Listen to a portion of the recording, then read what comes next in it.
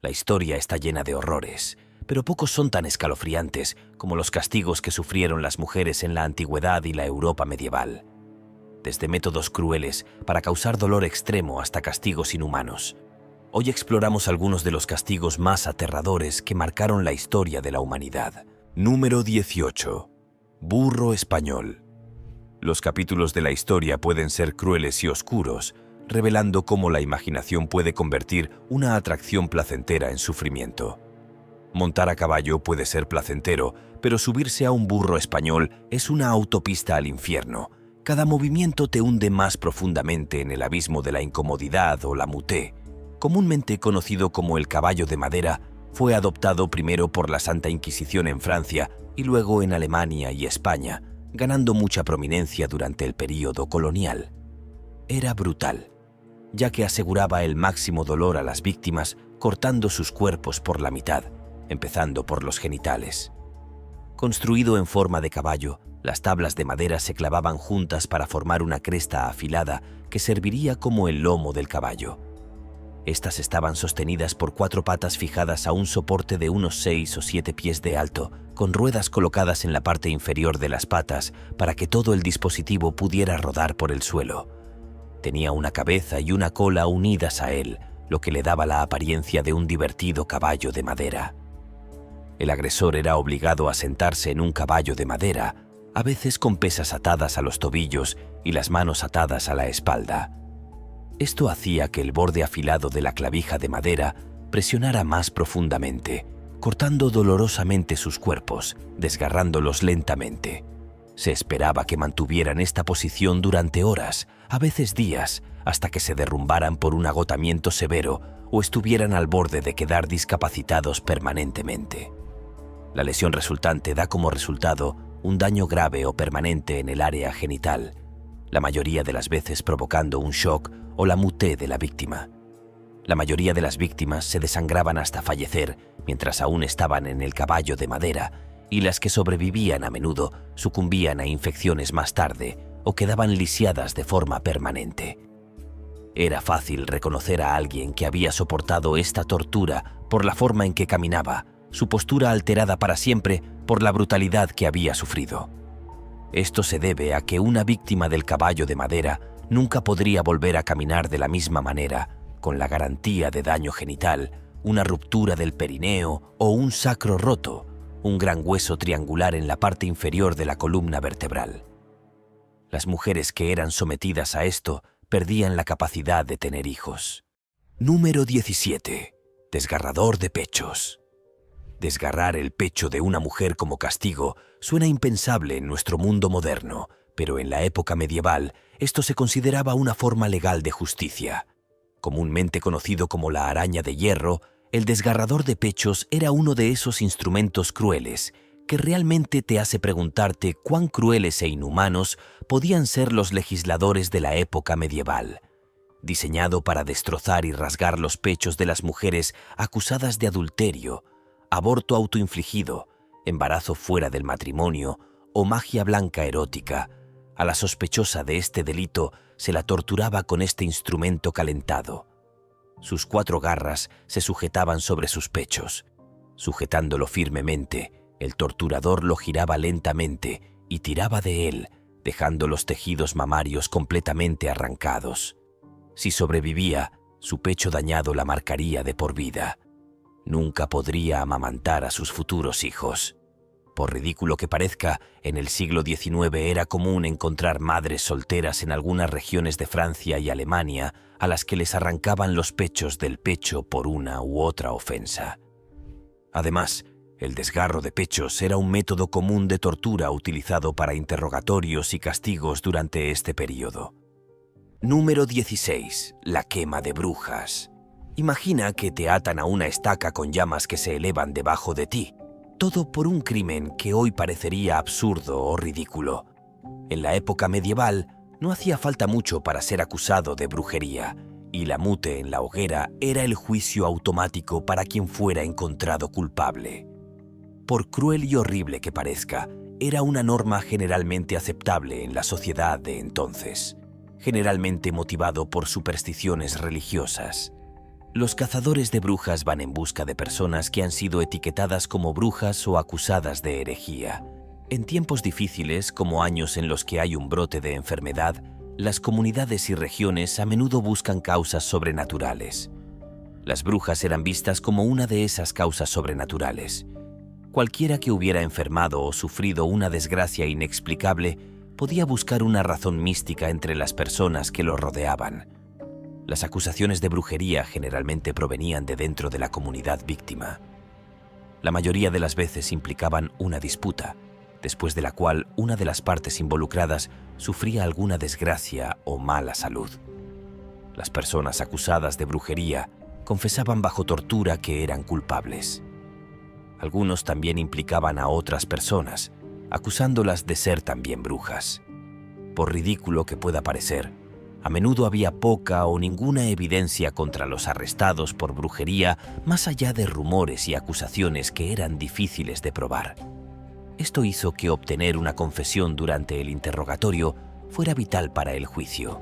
Si te están gustando estos datos curiosos, suscríbete en este momento para no perderte ningún video nuevo. Número 15.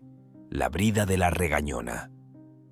Aunque hoy en día la reprimenda puede parecer un castigo suficiente para una chismosa o alguien considerado demasiado ruidoso, en Inglaterra y Escocia de los siglos XVI y XVII, la brida de la regañona era un instrumento para domar a esas mujeres. Fue diseñada específicamente para abordar la preocupación por las mujeres que se descontrolaban al desafiar a sus maridos, provocar disturbios y desafiar a los sacerdotes, entre otras cosas. En la Inglaterra medieval, eran comunes los casos en que las víctimas de la brida participaban en protestas sociales, en movimientos religiosos disidentes percibidos como una amenaza para el bienestar moral o económico de la comunidad. Muchas de estas mujeres también eran acusadas de brujería. Cuando se colocaba la brida de la regañona, se podía llevar a la portadora por la ciudad para demostrar que había cometido una ofensa o que había regañado, con demasiada frecuencia. Esto se hacía normalmente con la intención de humillarlas para que se arrepintieran de sus supuestas acciones ofensivas. Una púa dentro de la mordaza impedía hablar, ya que cualquier movimiento de la boca podía causar una perforación severa de la lengua. Cuando se usaba el dispositivo, era imposible para la persona comer o hablar. El objetivo no era quitar vidas, sino degradar a las mujeres en la sociedad. El daño que causaba a su autoestima golpeaba más profundamente, dejando cicatrices aún más profundas. Número 14. La silla de hierro. Ver Juego de Tronos te lleva a un viaje fantástico para reclamar el trono de hierro. Pero en la época medieval, nadie deseaba la silla de hierro porque era un símbolo de tortura y a menudo de muté. Generalmente llamada la silla de tortura china, alcanzó su pico de popularidad en Europa. Este aterrador dispositivo de tortura presentaba cientos de púas afiladas en el asiento, el respaldo, los brazos y las patas de la silla. Aunque había muchas variaciones diferentes según la ubicación, consistían en alrededor de 500 a 1500 púas que cubrían toda la silla con un agujero en el asiento para colocar fuego y carbón debajo. Esta descripción de un periódico de 1890 y uno describe cómo se usaba para castigar a los criminales diseñados para matar. Mediante presión contra las púas afiladas, la víctima se sentaba y se sostenía por la barra delantera de la silla, luego por otra barra vertical, mientras dos anillos sujetaban los tobillos por debajo. Físicamente, la piel de la víctima se perfora mientras la persona está atada firmemente a la silla. Si no coopera, la atan con más fuerza, clavándose las púas más profundamente en su carne. Debajo del asiento había una estufa con el fuego ardiendo debajo de la víctima, para quemar las partes inferiores del cuerpo de la víctima y asarlas vivas lentamente. Este cruel dispositivo se usaba con mujeres condenadas o sospechosas porque les infundía miedo. Básicamente se usaba para extraerles confesiones viendo cómo torturaban a otra persona. Si eso fallaba, la propia persona también tenía que sufrirlo. La silla de hierro es uno de esos dispositivos medievales que te hacen agradecer lo lejos que hemos llegado como sociedad. Número 13. La rueda de romper. Imagina que te ataran a una enorme rueda de hámster y te dejaran girar durante días, todo por una opinión religiosa. Suena a película de terror, ¿verdad? Pero esa era la realidad de las mujeres en la época medieval.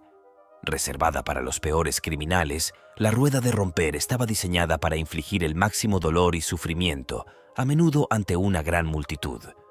Popularmente conocida como la rueda de Catalina, aplasta las extremidades y los huesos de los condenados, a veces en el transcurso de varios días. Las mujeres condenadas a este castigo eran rotas en la rueda o rotas por la rueda. En el primero, un verdugo autorizado dejaba caer una rueda sobre la condenada para romperle los huesos. En el segundo, la víctima era atada a una rueda para que su verdugo pudiera romperle los huesos sistemáticamente con un garrote.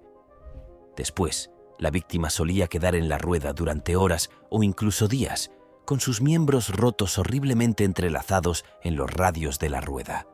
Huelga decir que a menudo tardaban mucho en fallecer. Número 12. Serrar a una mujer por la mitad con una motosierra. ¿Alguna vez has visto a un carpintero serrar un trozo de madera? Imagina a una mujer atada boca abajo y cortada por la mitad de la misma manera. Horrible, ¿verdad? Sin embargo, este era el destino sombrío de algunas mujeres en el pasado por delitos que hoy en día apenas nos sorprenderían. En la mayoría de los casos, la víctima suele ser colgada boca abajo y serrada verticalmente por la mitad, empezando por la ingle, mientras que en otros casos, la persona condenada aparentemente era atada a una o dos tablas antes de ser aserrada. Las mujeres condenadas por brujería, adulterio o blasfemia suelen ser víctimas de este cruel método de tortura. La víctima suele estar en estado consciente mientras la sierra desgarra su cuerpo, cortándolo por la mitad. A veces, las operaciones podían tardar horas antes de que los verdugos cortaran a la víctima. Era una forma bastante desagradable de fallecer, por extrema y perturbadora que parezca. Número 11. La pera de angustia.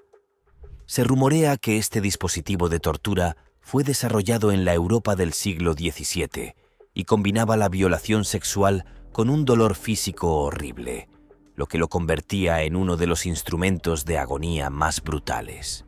La pera de la angustia, comúnmente llamada lanza estranguladora, era un instrumento de tortura utilizado para arrancar confesiones a los criminales. Según la naturaleza del delito, solía introducirse en la boca, el ano o la vagina de la víctima con la intención de infligir el máximo dolor y malestar. Por ejemplo, a los condenados por herejía se les introducía la lanza estranguladora en la garganta. A los homosexuales y a las brujas se les introducía en la vagina o el ano, según fuera el caso. A medida que el torturador giraba el tornillo, la cabeza de la pera de la angustia se expandía, presionando contra las paredes del recto o la vagina de la víctima. La presión empieza a aumentar y la víctima siente como si el metal fuera a atravesar las terminaciones nerviosas sensibles, lo que provoca una agonía interminable. La pera de la angustia es un escalofriante recordatorio de hasta dónde ha llegado la humanidad en nombre del castigo y el control, especialmente en el caso de las mujeres. No le desearía una experiencia tan horrible ni a mi peor enemigo. Número 10. Lapidación hasta la mute. Por ridículo que parezca, la mute por lapidación es una de las formas de ejeción más antiguas del mundo y, según todos los parámetros de medición, es sin duda una de las más bárbaras de todas. Las sentencias se pronunciaban en público y su ejeción se anunciaba con tiempo suficiente para que todo el mundo tuviera la oportunidad de acudir a ver a la víctima. Si se la condena, se cava un agujero estrecho y profundo. A continuación, se ata a la mujer hasta el cuello y se la introduce en el suelo hasta la cabeza, dejando expuesta solo la cabeza. Los miembros del público y los verdugos públicos le arrojan piedras hasta que fallece. Aunque este método de ejeción es común en algunas partes del mundo musulmán, en realidad se originó con los antiguos judíos que practicaban la mute por lapidación como castigo por adulterio. Sin embargo, los judíos abandonaron esta práctica en el primer siglo. Las víctimas suelen ser mujeres. A menudo estas mujeres son inocentes, pero sus maridos las acusan falsamente de adulterio y quieren deshacerse de ellas. La idea detrás de este método es enterrar a la víctima bajo una pila de piedras. A medida que las pequeñas piedras se acumulan alrededor del cuerpo de la víctima, la multitud pasa a lanzar piedras más grandes hasta que Mu-e. Desafortunadamente, 15 países todavía practican este método de castigo. Si este video te está haciendo más curioso por el mundo, dale like o pulgar arriba. Continuemos. Número 9. Matrimonio republicano. Suena encantador, pero es una forma horrible de moar. El matrimonio republicano fue uno de los castigos brutales infligidos a las mujeres durante el reinado del terror en la Revolución Francesa, lo que deja a uno reflexionando sobre las profundidades de la crueldad y la maldad humanas. Era la mute por ahogamiento. En el momento en que una víctima queda completamente sumergida bajo el agua, comienza el proceso de ahogamiento y es una carrera contra el tiempo por la supervivencia. Por lo general, un matrimonio republicano se realizaba atando a un hombre desnudo y a una mujer desnuda y luego ahogándolos en el río Loira en Francia. Estos matrimonios republicanos implican emparejar a dos personas de diferente género, generalmente un hombre y una mujer mayores o un hombre y una mujer jóvenes, despojados de todo tipo de ropa y dejándolos hundirse en tumbas acuáticas. El brote de cólera y fiebre tifoidea en las cárceles durante la Revolución Francesa llevó a la adopción de este cruel método de ejeción por parte del revolucionario francés Jean-Baptiste Carrier. Se le atribuye la introducción de esta forma de ejeción en Nantes, donde fue responsable de sofocar las actividades contrarrevolucionarias y establecer un comité revolucionario. Aunque inicialmente comenzó como un evento nocturno, en un esfuerzo por ocultar lo que estaba sucediendo a otros prisioneros y al pueblo de Nantes, Jean-Baptiste Carrier decidió que eso no era suficiente. Número 8. Vendar los pies. Aunque a lo largo de la historia las mujeres han sufrido dolor y agonía en nombre de la belleza, pocas prácticas pueden igualar la agonía y el impacto duradero de la práctica de vendar los pies.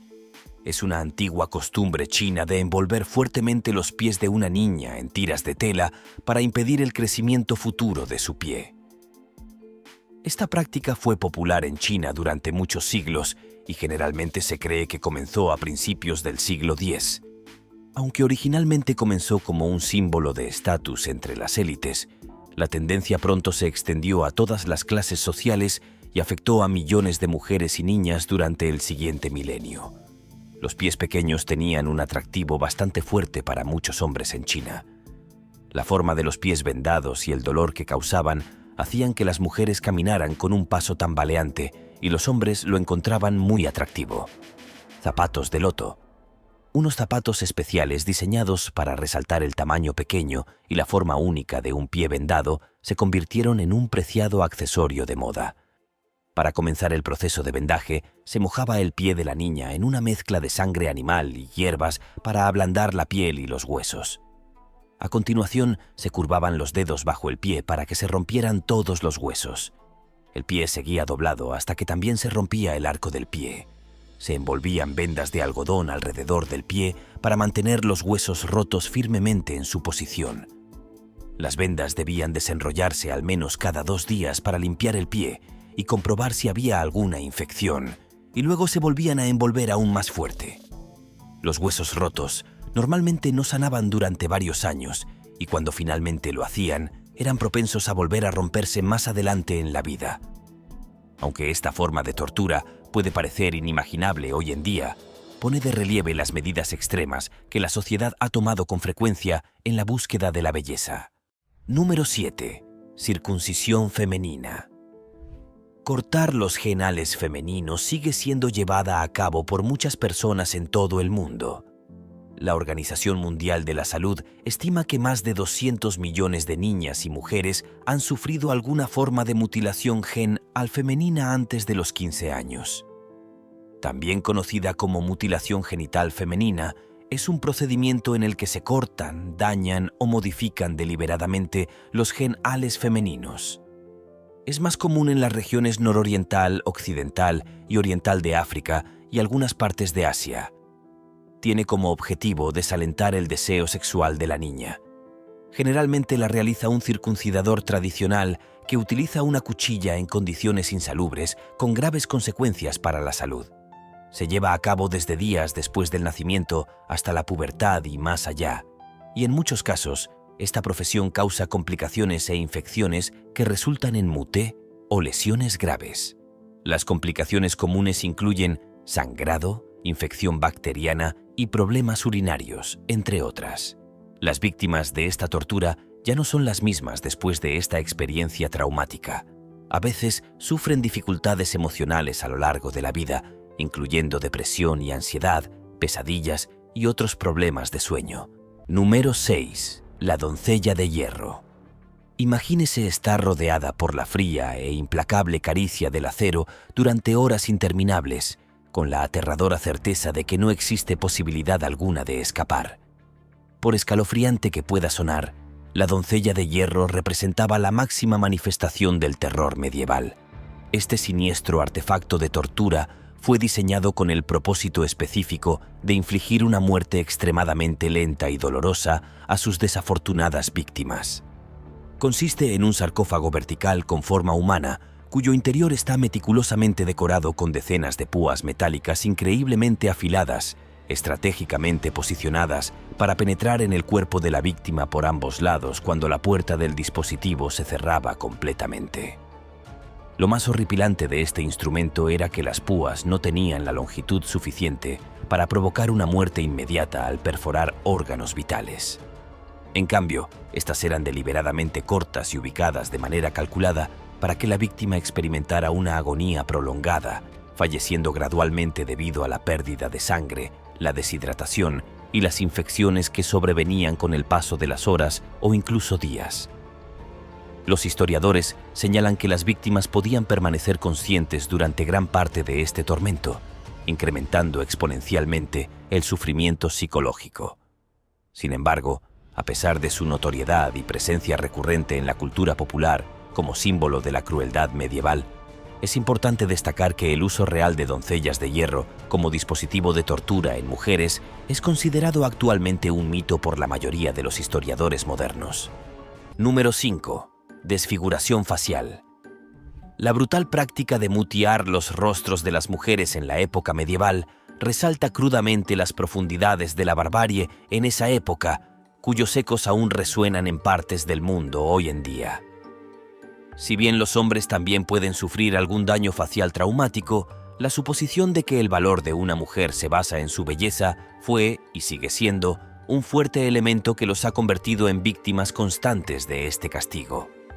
La Edad Media central y tardía fueron períodos de la historia europea en los que se produjo un marcado aumento de la violencia física, tanto amenazada como real.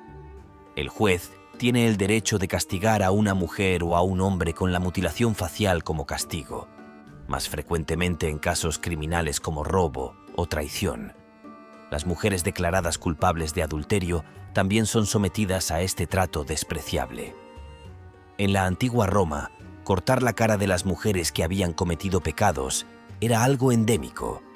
En Italia, en aquella época, este tipo de práctica se denominaba sregio, que traducido al español hace referencia tanto al acto de cortar como a la cicatriz resultante.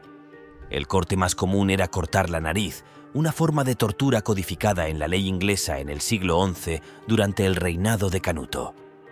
La evidencia arqueológica reciente sugiere que la mutilación facial se había utilizado como castigo mucho antes. Número 4. El taburete. La idea de vigilar y silenciar a las mujeres ha existido mucho antes de lo que se podría pensar. A lo largo de los siglos, las mujeres han enfrentado castigos crueles por ser ellas mismas, incluida la tortura con agua en repetidas ocasiones contra su voluntad.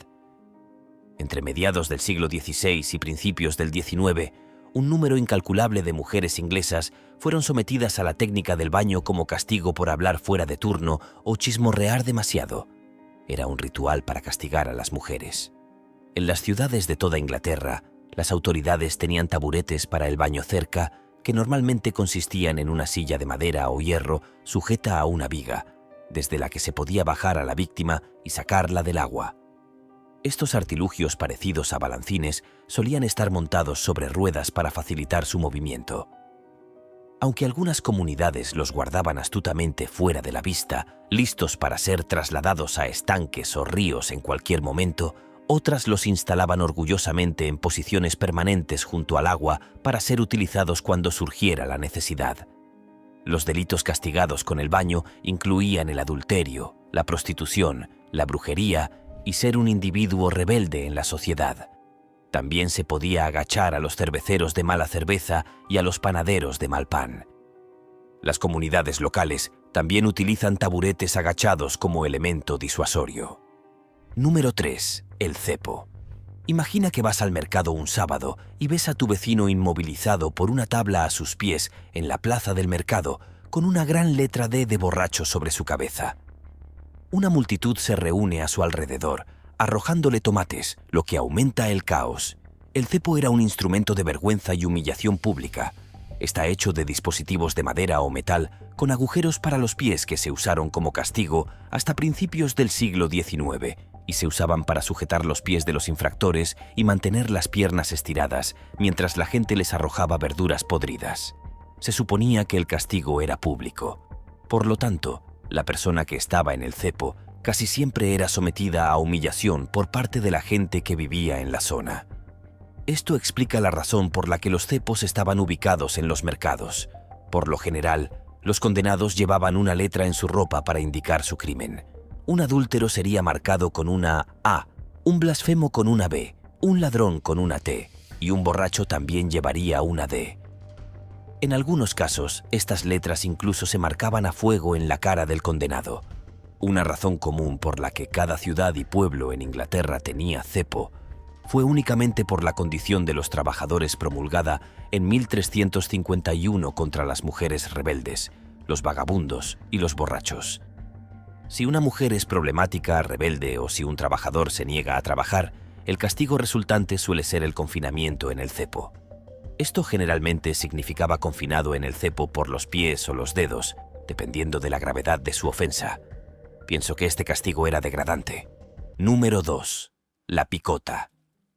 La picota era la misma idea que el cepo, pero a diferencia del cepo, la cabeza y los brazos eran lo que iban dentro del marco de madera. Un nivel más alto de castigo para los crímenes ridículos. La picota era mucho más incómoda que el cepo. La razón era que una persona tenía que inclinarse hacia adelante en una posición extremadamente incómoda. A algunos delincuentes se les clavaban las orejas a la tabla de madera. A menudo se arrojaban tomates podridos y cubos de sangre a alguien. Pero a veces el misil elegido era excremento animal o humano.